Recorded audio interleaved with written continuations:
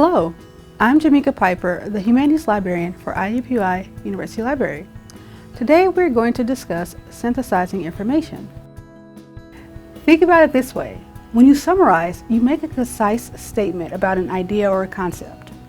When you analyze, you expand on the idea or concept, often making an argument about the idea or concept. Synthesis is summary plus analysis. So when we synthesize, we're pulling together shared elements, perspectives, themes, or methodological approaches that exist across multiple texts. The underlying assumption of this type of exercise is that you are establishing the connection between your sources.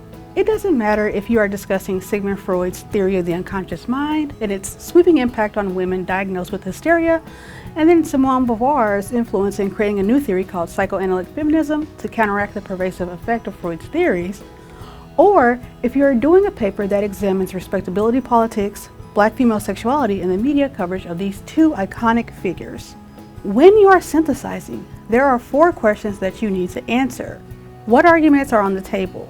And to do this, you need to figure out how to incorporate key ideas from text using either direct quotes or parenthetical citation. The second question you want to answer is, where is the space for further conversation? And you want to do this using your own words to explain your personal understanding and/or connections that you are making with the idea. The next question you want to ask is, how is this idea relevant to your argument?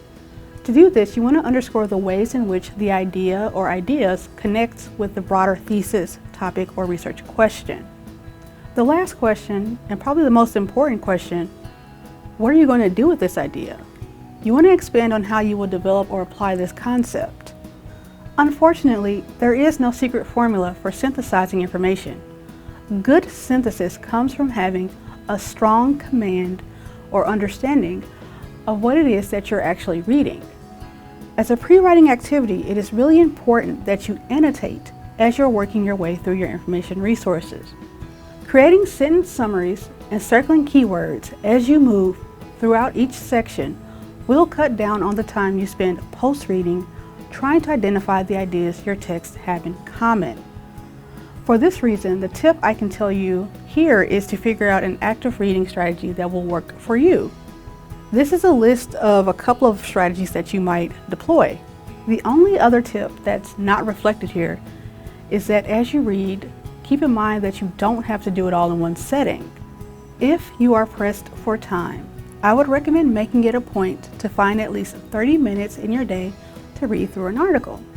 Just make sure you have a predetermined stopping point in mind and that you are consistently deploying these active reading strategies, as they will help you retain more information between readings.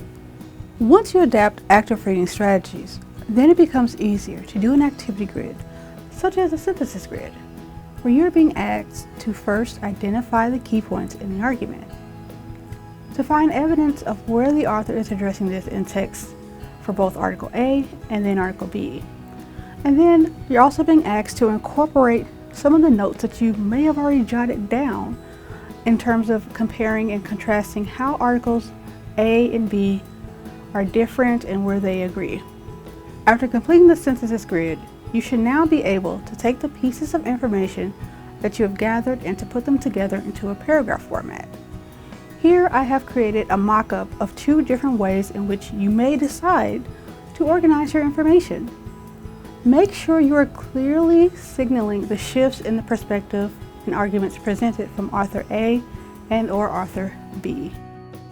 In today's tutorial, I covered how to approach synthesizing information. If you still have any questions remaining, you can schedule an appointment with me for a research consultation or email me with your questions directly. My contact information is on the English LibGuide.